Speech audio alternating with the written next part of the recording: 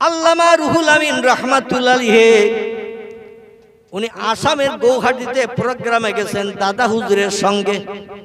দাদা হুজুর মানে আবু বকর সিদ্দিকুল কুরাইশি, ফুরফুরার পীর সাহেবের নাম।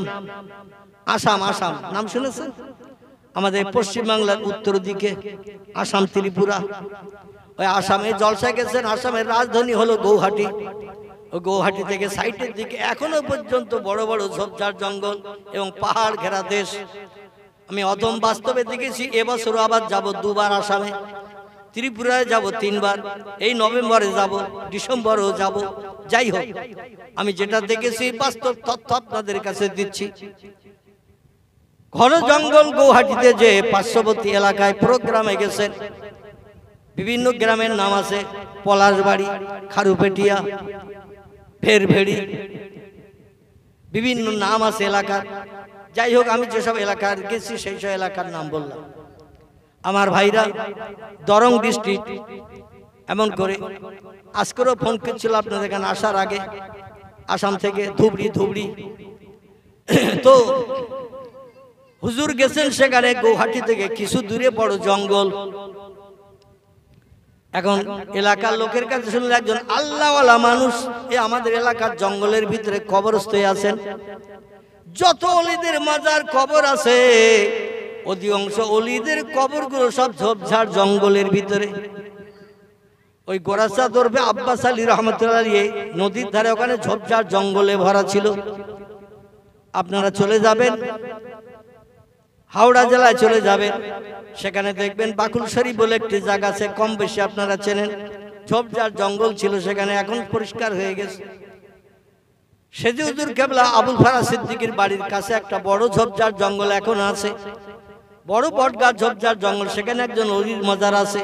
আমি অদম 2 বার গিয়েছি প্রোগ্রামে সেই রওজায়। যত অলিদের মাজার ছিল সব ঝোপঝাড় জঙ্গলের ভিতরে তারা কবরস্থ হয়েছেন। কারণ মাসের পরে মাস, বছরের পর বছর ঝোপঝাড় জঙ্গলের ভিতরে বসে বসে এক আল্লাহর ইবাদত বندگی করতে করতে তারা পৃথিবী থেকে বিদায় নিয়েছে। এখানে যেখানে মারা গেছে অধিকাংশ জায়গায় তাদের কবরস্থ করা হয়েছে। তো জঙ্গলের ভিতরে একজন অলি ব্যক্তির কবর আছে, খবরে শুনেছেন।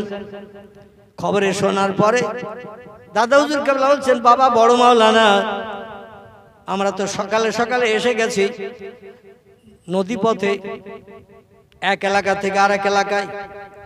এখানে নাকি জঙ্গলে একটা আল্লাহর অলি ব্যক্তির রওজা আছে। আর অলিরা কবরে মরে না, সাধারণ মানুষও কবরে মরে না। আল্লাহ বলছেন সুম্মা ইউহয়িকুম, কবরে যখন রাখা হবে তখন তোমাদের রাখার পরে আবার জিন্দা করা হবে। আর ওই জিন্দাই হলো চিরস্থায়ী জিন্দা, আর মরণ হবে না। জিন্দা অবস্থায় হাসরে নিয়ে যাওয়া হবে, ওখানে হিসাব নিকাশ হবে। জান্নাত বা জাহান্নামে নিয়ে যাওয়া হবে, ওখানেও জিন্দা অবস্থায় থাকবেন। মরণ একবার, সেই মরণ হলো দুনিয়ার মরণ। কবরে যারা থাকে তারাও জিন্দা। আবার যারা উলিয়া উলিয়া ব্যক্তি, তাদের লাশ মাটিতে খায় না, যেমন রাখা হয় তেমন থাকে। এমনকি কাফনের কাপড়ও পর্যন্ত মাটির দাগ লাগে না। জোরে বলুন একটু সুবহানাল্লাহ। চলো বাবা, অলি ব্যক্তির রুহানি দোয়া আমরা নিতে যাই। জলসা হবে তো রাতে, দিনের বেলা চলো একটু যাই জঙ্গলে অলির রওজা জিয়ারত করতে। আল্লামা হুজুর বললেন, হুজুর কিভাবে যাবেন জঙ্গলে? বলে এলাকায় ঝোপঝাড় জঙ্গলে যাওয়ার জন্য গরুর গাড়ির ব্যবস্থা আছে। এখনকার যুগের কথা নয়, এখান থেকে 100 বছর আগের কথা, যখন আমাদের দেশে ট্রেন ছিল না, বাস ছিল না, এরোপ্লেনও তৈরি হয়নি, উড়োজাহাজ হয়নি, রকেট হয়নি, স্কুটি হয়নি, অ্যাপোলো হয়নি, হেলিকপ্টারও হয়নি, মানুষ কিছুই যখন বানায়নি, তখনকার কথা বলছি। তখন ছিল মরুভূমির দেশে উট ছিল যানবাহন, আর ঘোড়া ছিল। আর আমাদের এইখান দেশে গরুর গাড়ি ছিল, বিয়ে শাদিও গরুর গাড়িতে হতো। আবার গরুর গাড়িতে করে মানুষেরা মাঝে মধ্যে মেয়েরা শ্বশুর বাড়িতেও যেত। এখন আর সেসব নাই। তো বলে একটা গরুর গাড়ি ভাড়া করি বাবা, হেঁটে আর কত পথ যাব, জঙ্গল তো। গরুর গাড়ি একটা ভাড়া করা হয়েছে, গরুর গাড়ি। তো জঙ্গলের ভাড়া আপ ডাউন মজুরি দিতে হবে 20 টাকা। এখনকার 20 টাকা না, এখান থেকে 110-20 বছর আগের কথা বলছি। তখন 20 টাকা ভাড়া দিতে হবে, কারণ জঙ্গলে নিয়ে যাবেন, তাই হিংস্র জীবজন্তুর ভয়টাই আছে। এই জন্য একটু মজুরি বেশি দিতে হবে। পীর সাহেব কেবলা বললেন, বাবা 20 টাকার নিচে তো গাড়োয়ান রাজি হচ্ছে না। বলে হুজুর দেখেন কি করবেন?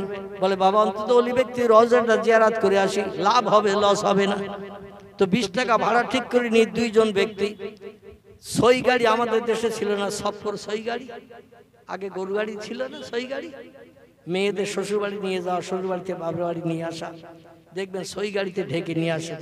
আর এখন যদি কেউ রিস্কায় নিয়ে যান, একটু কাপড় দিয়ে ঢেকে, মেয়েরা উঠবে রিস্কায়? একটু কথা বলেন, উঠবে? ছিল, গাড়ি ছিল, তখন রিস্কায় করে মেয়েদের কাপড় দিয়ে ঢেকে নিয়ে যাওয়া হতো। এখন যদি মেয়েদের বলা হয় রিস্কায় করে চলো, কাপড় দিয়ে ঢেকে নিয়ে যাব, তোমার যাতে কেউ না দেখে, তুমি যাতে কারো দেখতে না পাও, মেয়েরাও রিস্কায় উঠবে? বরং বলবো 3 চাকার গাড়ি আর একটা আনো, ভ্যান। কি ভ্যান? যাতে ওই ভ্যানে বসে যেতে পারি, রাস্তায় যত লোক আসবে তত লোক আমিও দেখবো, তারাও আমার দেখবে। ভবিষ্যতে আবার কি হবে না হবে সেটা পরের বিষয়। এখন আর ঢাকা গাড়িতে কেউ যেতেও চায় না। তো ঢাকা গাড়িতে করে 2 জন উঠলেন, সই গাড়ি, সফর গাড়ি। কোন জায়গায় বলে সফর, আমাদের দেশে বলতো সই গাড়ি, বলতো না? ঢাকা একটা করে কভার গরু গাড়িতে লাগিয়ে নিয়ে যেত। আমাদের বাড়িতে ছিল, এখন আর নাই, শেষ হয়ে গেছে। আমাদের নিজেদের বাড়ি ছিল, ছোটবেলা আমি দেখেছি। আমার বাপ দাদা গরু গাড়ি চালাতেন, কম বেশি আপনারা হয়তো জানলেও জানতে পারেন। সারা জীবন গরু গাড়ি চালিয়েছে, নাঙল চষেছে, মাঠে জমি জায়গা নাঙল চষে চাষবাস করে সংসার চালিয়েছে। আমি সেই ঘরের অধম। তো যাই হোক, চলতে চলতে চলতে চলতে গুরু শিষ্য 2 জন সইয়ের ভিতরে বসা, ওনাদের গল্প চলছে, শরীয়তি গল্প, ইসলাম শরীয়তের গল্প গুজব চলছে। আর গাড়োয়ান গাড়ি চালিয়ে নিয়ে যাচ্ছে। রওজার পাশে যে গাড়োয়ান বলে দেবে হুজুরা নামবে, কবর জিয়ারত করবে, সূরা ফাতিহা, সূরা ইখলাস, দোয়া দরুদ শরীফ পাঠ করবে। আল্লাহর ওলির কবরের ধারে দাঁড়িয়ে আল্লাহর কাছে দোয়া চাইবেন, ওলির রুহানি দোয়া চাইবেন, যাতে আল্লাহ তাদের নসিবে আরো কিছু বরাদ্দ করেন। চলতে চলতে চলতে গাড়োয়ান বলছে, হুজুর এখন গল্প করার সময় নয়। বলে বাবা কি বলছে? বলে পালানোর সময়। কিসের সময়? গল্প করার সময় এখন নয়, পালানোর সময়। আবু বকর সিদ্দিক আল কুরাইশি দাদা হুজুর কেবলা বলছেন, বাবা কি হয়েছে? বলে হুজুর গল্প করছেন সফরের ভিতরে, সইয়ের ভিতরে বসে, সামনের দিকে একটু তাকিয়ে দেখেন কি খেলা চলতেছে। 2 জন আল্লামা রুহুল আমিন এবং দাদা হুজুর কেবলা আবু বকর সিদ্দিক আল কুরাইশি সামনের দিকে তাকিয়ে দেখে 2টো বাঘ জঙ্গলের ভিতর থেকে উঠে রাস্তার উপরে, মাথা 2টো এক জায়গায় করে, পাছা 2টো 2 দিকে করে, কাঠের গুড়ি ফেলা মতো করে রাস্তা অ্যাটাক করে বসে স্বামী স্ত্রী গল্প করতেছে। স্বামী স্ত্রী, পুরুষ এবং নারী, 2 জন বাঘ, বাঘ বাঘিনী, 2 জন গল্প করছে, মুখ 2টো এক জায়গায় দিয়ে। জঙ্গলে তো লোকজন চলে না, এই জন্য তারা রাস্তার উপরে বসে পাছা 2টো 2 দিকে দিয়ে কাঠের গুড়ি ফেলে, যেমন মাঝে মাঝে গাড়ি ঘোড়া আটকিয়ে ছিনতাইকারীরা গাড়ি ছিনতাই করে, ঠিক এই রকম অবস্থা। বলছে হুজুর এখন আমারে খাবে কি, আমার গরু 2টো খাবে, এই নিয়ে আমি বড় দুশ্চিন্তায়। আল্লাহর ওলি বলছেন, বাবা এরকম রাস্তায় কি বাঘ থাকে নাকি? বলে হুজুর থাকে না, তবে আজকে তো দেখছি আছে। বলে এখন কি করা যাবে? বলে হুজুর এখন ফিরে চলে যেতে হবে, তাও বাঘ ছাড়বে কিনা জানি না। কারণ বাংলা একটা প্রবাদ আছে, বাঘের দেখা আর সাপের লেখা। কারো তকদিরে যদি সাপে কাটা লেখনি থাকে, ও 3 তলার মাথায় দরজা জানলা সব লাগিয়ে রাখলো, সাপ কোন চালা দিয়ে ঢুকবে তার ঠিক ঠিকানা পাবেন না। দেখবেন প্রতি ঘরের অন্তত ছোট্ট একটা করে ছিদ্র কোন কোনায় রাখা হয়, পানি টানি বার করার জন্য রাখা হয় না? ঘরের নিচের দিকে কোন এক কোনার দিকে দেখবেন একটা ছোট ছিদ্র রাখা হয়, ঘরটা ধোয়া টোয়া হয়ে গেলে পানি টানি গুলো বার করার জন্য বেরিয়ে যায়, এরকম ছিদ্র রাখা হয়। এইরকম ছিদ্র দিয়েও প্রয়োজনে তারা ঢুকে, যে সাপে দংশন যদি তকদিরে লেখা থাকে, ও সাপে যে দংশন করবে যত তলার মাথায় আপনি থাকেন। আর কারো তকদিরে যদি লেখা থাকে বাঘের পেটে কবর, ও হাজার চেষ্টা করলেও রক্ষা হবে না। পাড়ার লোক যাচ্ছে জঙ্গল দেখতে, আপনার ইচ্ছা ছিল না জঙ্গল দেখার, কথাও শোনেনি, হঠাৎ শুনেছেন 4 দোকানে। বলছে অমুক অমুক যাচ্ছে, তুই যাবি নাকি? বলে পয়সা করি নেই। বলে আমি ধার দোবান, চল। পরে আমার শোধ করে দিস। ওর পয়সা নেই, যাবে না, কিন্তু একজন বন্ধু বলছে আমি ধার দেবান, পরে শোধ করিস, তুই যদি দিস তাহলে আমি যাবান, আমার একটা টিকিট করিস। আসলে ও তকদিরে পাগরে খাবে, এই জন্য লোকের কাছ থেকে টাকা ধার করে নিয়েও চলে যাচ্ছে জঙ্গল দেখতে। মাঝে মাঝে জঙ্গলে মধু ভাঙতে যায়, গোল কাটতে যায়। সবাই কি মধু আর গোল কেটে বাড়ি ফিরতে পারে? পারে? মাঝে মধ্যে গোল কাটতে যে মধু ভাঙতে যে জনম জনম বাঘের পেটে কবর হয়ে যায়।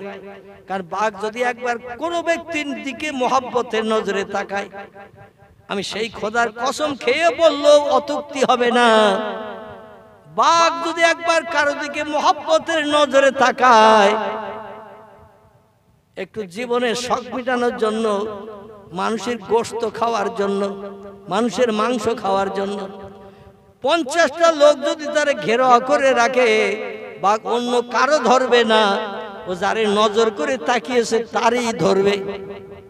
এটা হলো বাঘের গুড হ্যাবিট বলেন আর ব্যাড হ্যাবিট বলেন। ওর ভালো অভ্যাস আর খারাপ অভ্যাস বলেন, যারে পছন্দ করবে তারই ধরবে, অন্য কারো ধরবে না। নদীতে যখন সাঁতার দিয়ে এপার থেকে ওপারে যায়, এপার থেকে নিরিখ করে ওই গাছটার ওখানে যেই উঠবো, ওই নিরিখ করে যায়। এখন স্রোতের ঢেউ, তরঙ্গের ঢেউ, স্রোত যদি খুব দ্রুত হয়, মাঝে মাঝে ও সাঁতার কেটে যাচ্ছে, স্রোতের ঠেলে নিয়ে গেছে কিনারার কাছে কাছে যেয়ে দেখে সে গাছটা তো ওই অনেক দূরে, আমি তো এসেছি অনেক পিছনে, ও আবার ফিরে চলে যাবে ডাঙায়। ডাঙার কাছাকাছি গেছে, উঠবে না ডাঙায়, ও আবার ফিরে যাবে সেই পূর্বের জায়গায়, যে আবারও ওখান থেকে আবার নতুন করে রওনা দেওয়া শুরু করবে। এটা হলো ওদের নিশানা। নিশানা ভর ওরা চলে, নিশানা ছাড়া চলে না। এখন হুজুর বলছেন, দাদা হুজুরকে বলছেন, বাবা এখন কি করবে বলো? বলে হুজুর এখন ফিরে যাওয়া ছাড়া কোনো উপায় নাই। বলে কত পথ এসেছো বাবা? বলে 3 ভাগের 2 ভাগ এসেছি, 1 ভাগ বাকি। বলে তাহলে তো আমরা জঙ্গলের সে অলি রওজার কাছাকাছি এসে গেছি। বলে হ্যাঁ। তাহলে 3 ভাগের 2 ভাগ পথ আসলাম, 1 ভাগ বাকি, এখন ফিরে যাব বাবা? বলে যদি ফিরে যাবেন না, তোমার গরু দুটো খাওয়াবেন, আর গরু দুটো খেয়ে যদি ওরা এখনো কিছু খাওয়ার চিন্তা ভাবনা নেয়, শেষ পর্যন্ত আমারে খাবে কিনা তা কেরা জানে। আপনার তো সইয়ের ভিতরে আছেন, আপনাদের দেখতে পাইনি বাঘ, আর আমি সামনে বসে গাড়ি চালাচ্ছি, গরু চালাচ্ছি, বাঘ তো আমার দিকে নজর করে তাকাচ্ছে। 2টো বাঘ, আর 2টো এসে যদি হালুম করে আমার ওপরে গরুর গাড়িতে এসে পড়ে, আমারে ছিঁড়ে টুকরো টুকরো করে খেয়ে হ্যাঁ হাড্ডি কোন দিকে ফেলবে তার তো ঠিক ঠিকানা নাই। পীর সাহেব কেবলা বলেন, বাবা বড় মাওলানা রুহুল আমিন এখন কি করা যাবে বাবা?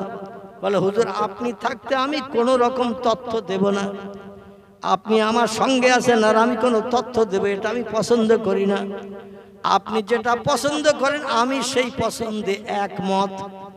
জোরে বলুন একটু সুবহানাল্লাহ।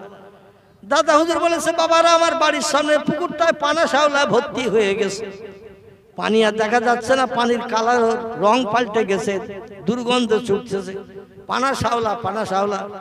আমাদের দিকটাও পুরো শ্যাওলায় ভর্তি হয়ে গিয়েছিল, পৌরসভা থেকে আবার এই শ্যাওলা তুলে এখন পরিষ্কার করা হয়েছে, পুরো দিক ভর্তি হয়ে গেছে, পানি ওই রকম নোংরা হয়ে গিয়েছিল, মাছও মরতে শুরু করেছিল। যাই হোক, হুজুর বললেন, বাবা অধিকাংশ মানুষ আসে ফুরফুরায়, এখানে আসে বাবা আমার সঙ্গে সাক্ষাৎ করতে আসে, মোরাকাবা মুর্শিদা সবক মস্ক করতে আসে, পাল্টাতে আসে বাবা, তারা উজু করে আমার এই মাটির মসজিদে নামাজ পড়ে। পুকুরের পানির রং পাল্টে গেছে, শ্যাওলাগুলো তুলতে হবে, পানি পরিষ্কার করতে হবে। এখন মুরিদ মোতাকের যারা ছিল সব ঝপঝপ করে গামছা টামছা পরে লুঙ্গি বের করে নেমে গেছে পুকুরে। আল্লামা রুহুল আমিনও সেই সঙ্গে নেমে গেছে পুকুরের পানিতে। পানা শ্যাওলা একজন ধরে টেনে দিচ্ছেন, আরেকজন ধরে ডাঙায় ফেলছেন, আবার ডাঙায় যারা ছিল তারা সরিয়ে আরো দূরে রাখছেন। ঘাট আলগা করতে হবে, লোকজনের নামাজ জায়গা করতে হবে। দেখতে দেখতে অনেক মুরিদ তো শ্যাওলা সব তোলা হয়ে গেছে। পুকুরটা খুব বেশি বড় নয়, 1.5 বিঘার মতো হবে কম বেশি, আমি আন্দাজে বলছি, আপনারা ফুরফুরায় গেলেও দেখতে পাবেন। দাদুর কেবলার রওজা মোবারকের এই পাশে পুকুরটা আছে, দরবারের একেবারে গায়ে। 1.5 বিঘের একটু কম হবে, ছাড়া বেশি হবে না। এই পুকুরটার পানা শ্যাওলাগুলো অনেক মুরিদান সব তুলে দিয়ে দিয়েছে। দেওয়ার পরে যাচ্ছে শীতকাল ছিল, আবার মাঘ মাস, পানা শাওলা তুলে সব উপরে দাঁড়িয়ে দাঁড়িয়ে রোদ্রে দাঁড়িয়ে দাঁড়িয়ে কাঁপতেছে। পীর সাহেব কেবলার কাছে যে খবর দিল, হুজুর আপনি পানা শাওলা তুলতে বলেছিলেন, আমরা সব তুলে দিয়েছি, এখন আর কিছু করতে হয় তো বলে। পীর সাহেব কেবলা বলছে, বাবা তোমরা কারা নেমেছিলে? বলে হুজুর আমরা। বলে তোমাদের সঙ্গে কি বড় মাওলানা সাহেব নেমেছিল নাকি? বলে হ্যাঁ হুজুর, বড় মাওলানা নেমেছিল, নাম তার আল্লামা রুহুল আমিন। বলে তোমাদের সবাইকে দেখছে, রুহুল আমিন কই বাবা? বলছে হুজুর উনি এখনো সে শীতের পানি, মাঘ মাসে শীতের পানি, এখন কোমর সমান পানিতে চুপ করে দাঁড়িয়ে রয়েছে। বলে বল মাওলানা তাড়াতাড়ি ডাকো বাবা। এখন পীর সাহেবের কাছ থেকে লোক দিয়ে আল্লামা রুহুল আমিনকে ডাক দিয়েছেন, হুজুর ডাকতেছে। আল্লামা রুহুল আমিন রাহমাতুল্লাহ আলাইহি তখন পানির থেকে উঠে দাদা হুজুরের কাছে গেছেন। বলছে বাবা পানা শাওলা পরিষ্কার হয়েছে কখন? বলে হুজুর অনেক আগে। বলে লোকজন তোমার সঙ্গে আর কেউ পুকুরে ছিল? বলে না হুজুর। বলতে সবাই উঠে এসেছে, তুমি ওঠে নাও কেন বাবা? বলছে হুজুর আপনি নামতে বলেছিলেন শাওলা তুলতে, আপনি তো ওঠার কথা বলেননি, এই জন্য আমি আপনার হুকুমের খেলাফ হয়ে যাবে ডাঙায় উঠলে সব মুরিদানদের মতো, এই জন্য আমি শীতকালের পানি হলেও আমি পুকুরে দাঁড়িয়েছিলাম। দাদু কেবলা বলেন, পীর সাহেবের কথার মর্যাদা তুমি এত বেশি দাও, আমার আরো অনেক মুরিদান আছে তাদের এমন মর্যাদা দিতে দেখিনি। আল্লাহ তোমারে তাড়াতাড়ি অতি আপন বানিয়ে নিক। জোরে বলুন একটু সুবহানাল্লাহ। ওলি ব্যক্তিরা যদি দোয়া করে, ওলিদের দোয়া আল্লাহ বিদ্যুতের মতো কবুল করে থাকেন। নবীরা যখন দোয়া করে, নবীদের দোয়া আল্লাহ বিদ্যুতের মতো যেমন কবুল করেন, ওলিদের দোয়া আল্লাহ বিদ্যুতের মতো কবুল করেন। আমি কত বড় ওলি শোনেন, আমার ওলির কথা বলি। আমি 40 বছরের মতো একটা গ্রামে ইমামতি করি। গ্রামটির নাম হলো খিদিরপুর, তালপুকুর বাজারের পাশে খিদিরপুর গ্রাম। 40 বছর মসজিদে ইমামতি করি। আমাদের গ্রামেও ইমাম আছে, পাশে যত মসজিদ আছে ইমাম আছে। আচ্ছা জুমার দিন অধিকাংশ মানুষ মসজিদে নামাজ পড়তে যায় না? যায় না? জুমার দিন যায় তো নাকি? তো মসজিদে জুমার নামাজ পড়ে হাদিস শরীফে নবী বলছেন, ইমাম সাহেব মেহরাবের ভিতরে ঢোকা থেকে নিয়ে উঠে আসা পর্যন্ত, মেহরাব ছেড়ে আসা পর্যন্ত আল্লাহর কাছে যেটা চায় আল্লাহ সেটা দিয়ে বান্দাদের মুখে হাসি ফুটায়। জোরে বলুন সুবহানাল্লাহ। আচ্ছা নবীর কথা সত্য না মিথ্যা? নবীর কথা সত্য। নাসাই শরীফ, তিরমিজি শরীফের হাদিসে লেখকেরা লিপিবদ্ধ করেছে, জুমার দিন আল জুমাতু আগের রুন আল জুমাতু আজহেরুন। জুমার দিন খুশির দিন, জুমার দিন শান্তির দিন, জুমার দিন দোয়া কবুলের দিন। আর পয়গম্বর বলছেন জুমার দিন মেহরাবের ভিতরে ইমাম ঢোকা থেকে নিয়ে বেরিয়ে আসা পর্যন্ত যা চাইবে আল্লাহ সেই দোয়া কবুল করবে। আচ্ছা প্রতি জুমার দিন জুমার নামাজের পরে আমরা ইমামেরা দোয়া করি না? করি না? করি তো নাকি?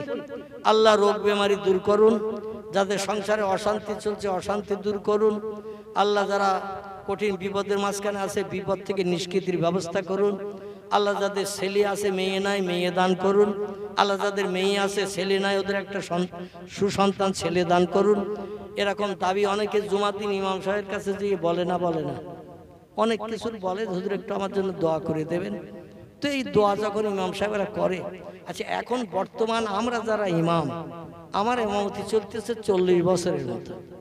আমাদের মসজিদের ইমাম সাহেব আছে হাসানুজ্জামান সাহেব, হাফেজ মাওলানা, তারা ইমামতি অন্তত 18-20 বছরের মতন চলতেছে। যাই হোক আরো বিভিন্ন মসজিদের ইমাম আছে। এখন এই জুমার দিন দোয়া করলে দোয়া কবুল হয় বলে মনে হয়? একটু কথা বলতে হবে। দোয়া করলে দোয়া কবুল হয় বলে মনে হয়? যার যে সমস্যা সেই সমস্যাই রয়ে গেছে, সমস্যার সমাধান আর হয় না। কারণ আসলে আমরা ওলিদের মতো নবীদের মতো মানুষ হতে পারে নাই।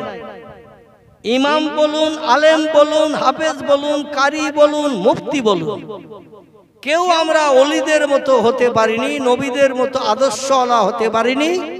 যার কারণে শুধু দোয়া করতে হয়, না করলে মুসল্লিরা বিরক্ত হবে। এই জন্য আমরা দোয়া করি, আসলে যে দোয়া সেই দোয়াই রয়ে যায়, জীবনে সুখ শান্তি কিছুই মেটে না।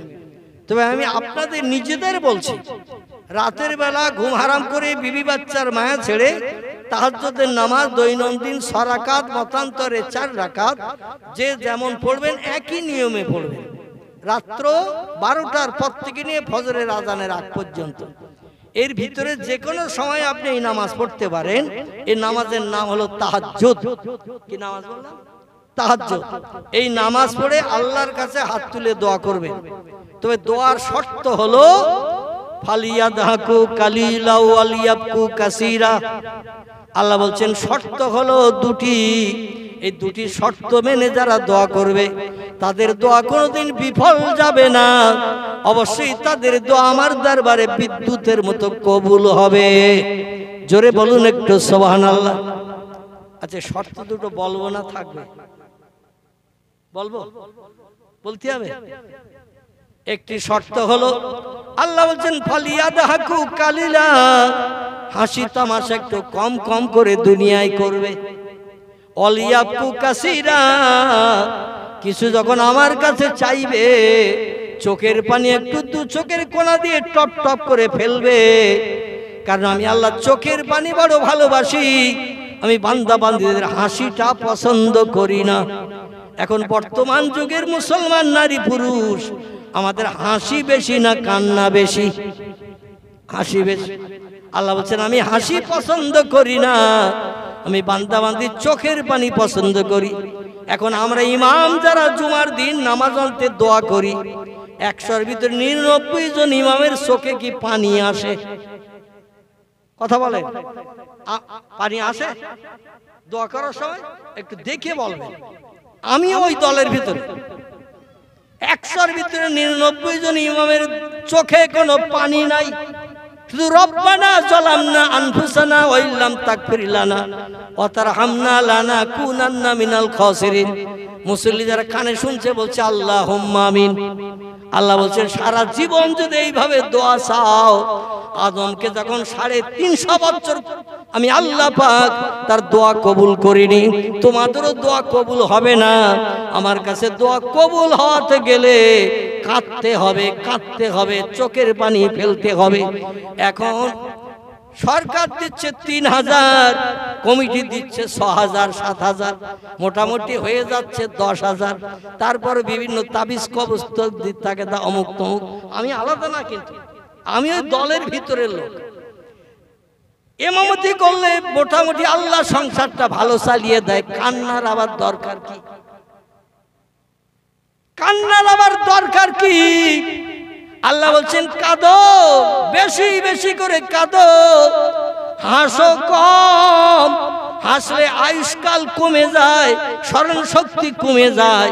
নবীজি হাদিস শরীফে জানিয়েছেন বেশি বেশি যারা হাসে এদের আয়ুষ্কাল কমে যায় এবং এদের স্মরণ শক্তি লোপ পেয়ে যায়। কিন্তু তবু হাসবো বেশি, চোখের পানি আমরা এক ফোঁটাও ফেলবো না। তবে ফেলি ওই সময় পাড়ার লোক দেখলে খারাপ বলবে, মা মরে গেছে তাই, বাপ মরে গেছে তাই একটু মায়া কান্না কাঁদি, অন্তত কবরে বাপের যাওয়া পর্যন্ত। ঠিক বললাম না ভুল বললাম? বাপ কবরে যাওয়া পর্যন্ত একটু কাঁদি। বাপকে কবর দিয়ে যখন সব চলে আসলো, 3 বোন এক জায়গায় বসে এবার হাসির গল্প শুরু হলো।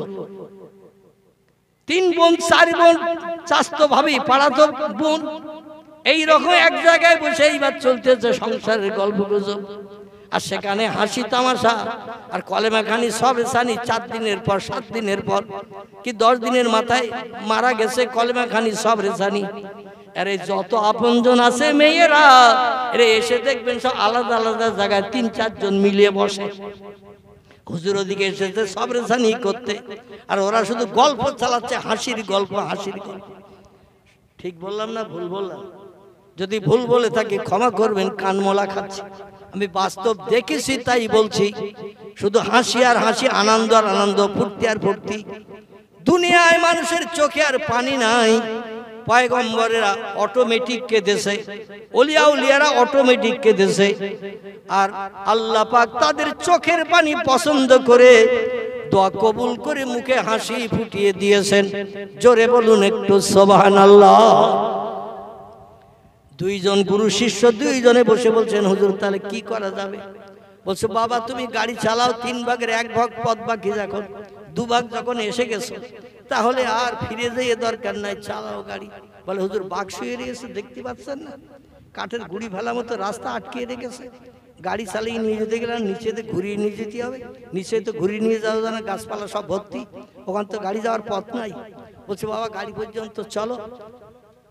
গাড়োয়ান বলছে আমারও খাওয়াবেন গরুর সঙ্গে? বলছেন বাবা তাহলে তুমি কি বলতে চাচ্ছ? আমরা একটু অলির রওজা জিয়ারত করবো চিন্তা ভাবনা করছি। বলে হুজুর তাহলে আপনারা গাড়োয়ান হন, আর আমার এখন সর ভিতরে ঢোকার সুযোগ দেন, আমি এখন ভিতরে যাই, খাই, আপনাদের দুজন আর খাক। আমি অন্তত বাঘ আপনাদের দুজনা ধরে নিয়ে চলে গেলে আমি তো বাড়ি ফিরে যেতে পারি, গরু দুটো খাই খাক, পরবর্তী ধার দেনা করে আবার গরু কিনবো। তো দাদা হুজুর পীর কেবলা বলছেন বাবা বড় মাওলানা আমি তো গরু গাড়ি টাড়ি চালাতে জানি না, এখন আমাদের গাড়ি চালাতে বলছে তো কি করা যাবে? আল্লামা রুহুল আমিন বললেন হুজুর অসুবিধা নাই, চিন্তা নাই, ওলা তাহজান ওলা তাখাফ, ভয় নাই চিন্তা নাই। আমার বাড়ি ছিল টাকি নারায়ণপুরে, আমার বাবার নাম ছিল মুন্সি দবিরউদ্দিন। তিনি বাল্যকালে সংসার নির্বাহের জন্য গরুর গাড়ি চালাতেন। তাকে জমিদার বাবুদের গরুর গাড়িতে করে মাল বসিরহাট থেকে নিয়ে ওদের বাড়িতে পৌঁছে দিতেন, তাকে জমিদারদের। আমার বাবার সঙ্গে আমি বহুবার গরুর গাড়িতে করে বসিরহাটে এসেছি, মাল নিয়ে আবার জমিদারদের বাড়ি পৌঁছে দিয়েছি। গরুর গাড়ি চালানো অভ্যাস আমার আছে হুজুর, শুধু তাই না খেজুর গাছে উঠে রস পাড়ার অভ্যাস আমার আছে। জোরে বলুন একটু সুবহানাল্লাহ। যে কোনো লোকেরে ওই খেজুর গাছে যে শীতকালে রস হয় না, এক কলসি রস যে কোনো লোকেরে উঠে পারতে বললি পারতে পারবে? যে গাছে উঠতে জানে না ও কোনোদিন উঠতে চাবে না, কারণ শরীর কখন পাবো আর এক কলসি রস নিয়ে পাড়া সম্ভব? আল্লামা হুজুর বললেন আমার খেজুর গাছের মাথায় উঠে কলসি ভরা রস পাড়ারও অভ্যাস আছে, গরিবের সন্তান আমি। বলে বাবা তাহলে কি বলতে চাইছো? বলে হুজুর আপনি যদি গাড়ি চালানোর অভ্যাস আপনার না থাকে আপনার যেতে হবে না, আর আমি আপনার যেতেও দেব না, আমার গরু গাড়ি চালানোর অভ্যাস আছে হুজুর, আমি যাচ্ছি। গাড়োয়ান ডেকে বলে এ আসামের গাড়োয়ান, গৌহাটির গাড়োয়ান, তুমি ভিতরে সপ্পরের ভিতরে শরীরের ভিতরে ঢুকে যাও, এবার গাড়ির গাড়োয়ান হব আমি। আল্লামা হুজুর গরু দুটো দড়ি ধরে নিলেন এক হাতে, পাছন টানির এক হাতে নিয়ে বলছে এ চতুষ্পদ জন্তু গরু, এই গাড়িতে কে আছো তোমরা কি জানো?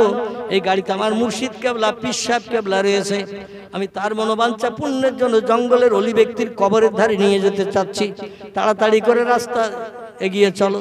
গরু দুটো বাঘের দিকে তাকিয়ে দুপা এগোতে এক পা পিছোয়, কারণ গরু জানে আমাদেরও বাঘ খায়, বাঘ আমাদেরও খায়, ওরা দুপা পিছোচ্ছে তো এক পা এগোয়।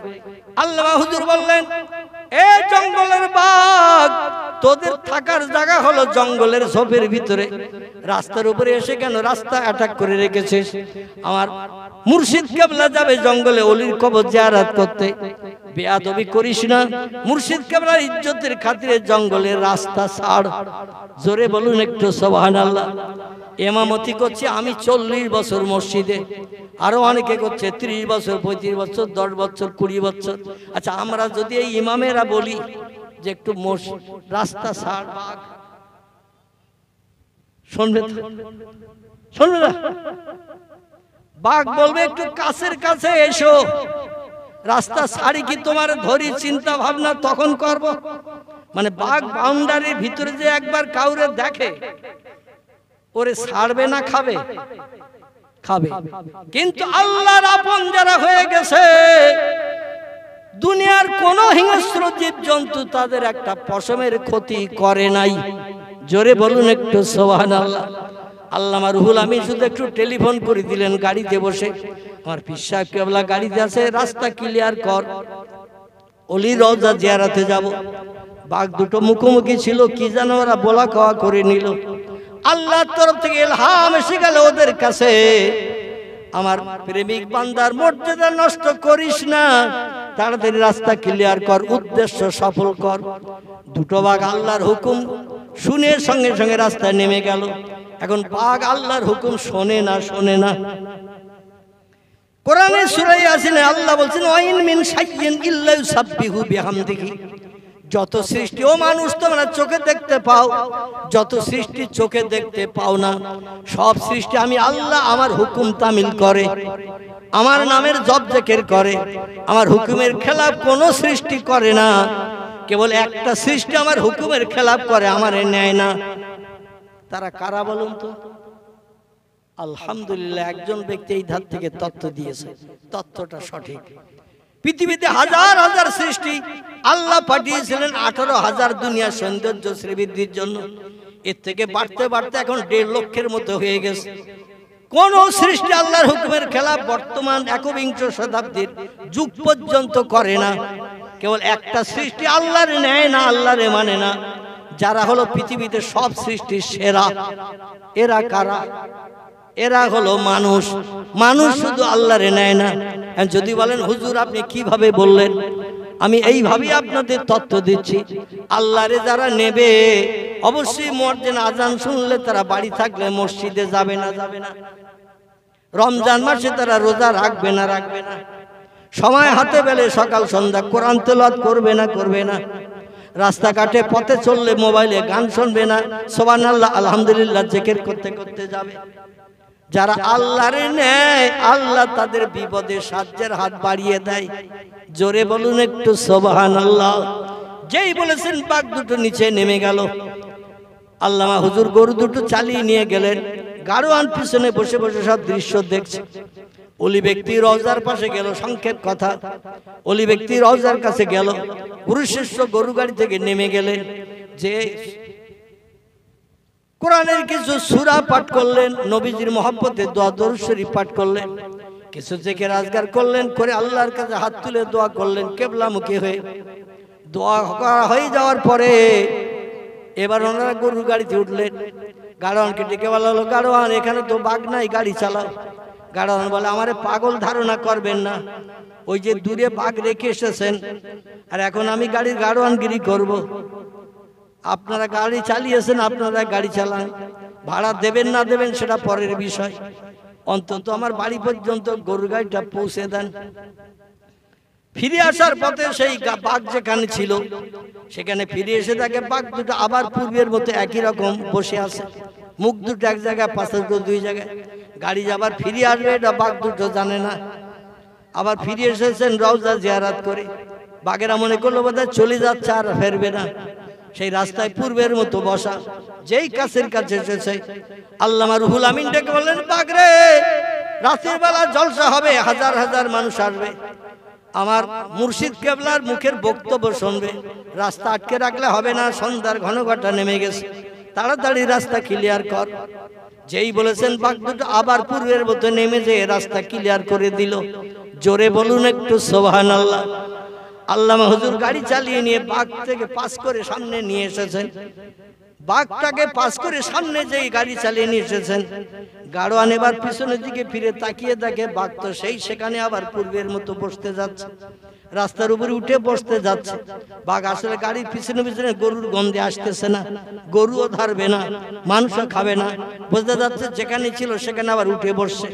গাড়োয়ান তখন আস্তে আস্তে সামনের দিকেই যেছে। হুজুর বলে, কি বাবা? বলে, আপনার ওই সাগরেদ রুহুল আমিনকে ভিতরে এসে বসতে বলেন, আমি এবার গাড়ি চালিয়ে বাড়ি পর্যন্ত নিয়ে যাব। দাদুর কেবলা বলছেন, কেন বাবা?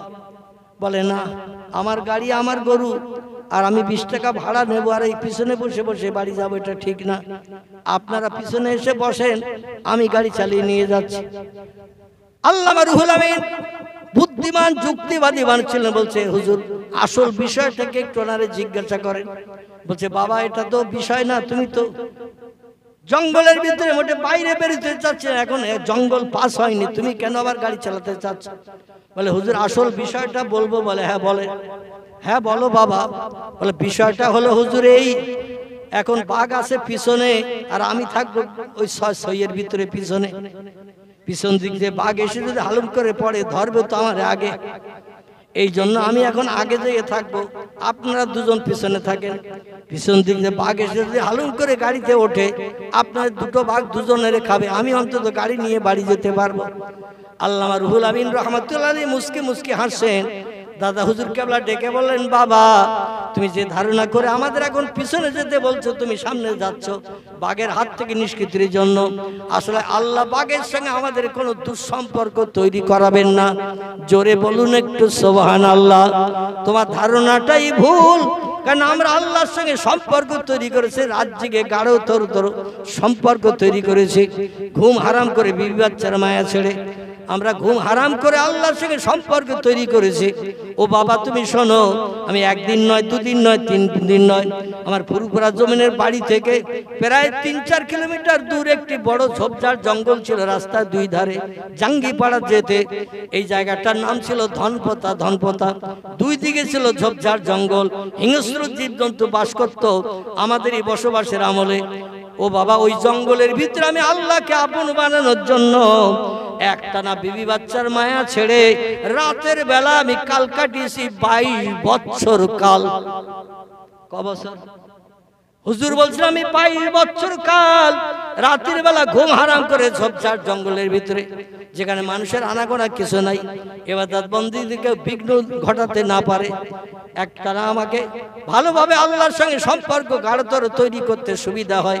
আমি 22 বছর কাল একটানা ওই ধনপতার ঝোপের ভিতরে রাতের বেলা আমি ইবাদত বন্দেগী করেছি। একটা কোন হিংস্র জন্তু আমার পাশে এসে গুংরানের আওয়াজ পর্যন্ত দেয় নাই। জোরে বলুন একটু সুবহানাল্লাহ, নারায়ে তাকবীর। তাহলে আল্লাহর পয়গম্বরেরা আল্লাহর আপন হয়েছিল, ওলিরা আল্লাহর আপন হয়েছিল। এখন আমরা যদি চেষ্টা চালাই, আমরা কি পয়গম্বর হতে পারবো? কেউ একটু কথা বলতে হবে সেটা। আমরা যদি চেষ্টা চালাই ইবাদত বন্দেগী করে, আমরা কেউ পয়গম্বর হতে পারবো? নবী হতে পারবো? নবীর খাতা শেষ হয়ে গেছে 1450 বছর আগে। তবে কিয়ামত পর্যন্ত চেষ্টা করলে আল্লাহর ওলি হওয়া যাবে, যাবে কি না? কিয়ামত পর্যন্ত চেষ্টা করলে আল্লাহর ওলি হওয়া যাবে। আল্লাহ পাক আগামীতে আমাদের 5 ওয়াক্ত ফরজ নামাজ, রমজান মাসের রোজা এবং হালাল হারামকে বেছে এই পৃথিবীতে একটু রাত জেগে ইবাদত বন্দেগী বেশি বেশি করিয়ে ওলিদের তবকার মানুষ বানার তৌফিক আল্লাহ আমাদের যেন দান করেন। সকলে বলুন আমিন, সকলে বলুন আমিন। সুদের ব্যবসা করবেন না, মদ খাবেন না, মদের ব্যবসা করবেন না, মিথ্যা কথা বলবেন না, চুরি ডাকাতি ছিনতাই করবেন না, চরিত্র নষ্ট করবেন না, গরিব এতিমের হক ফাঁকি দিয়ে খাবেন না।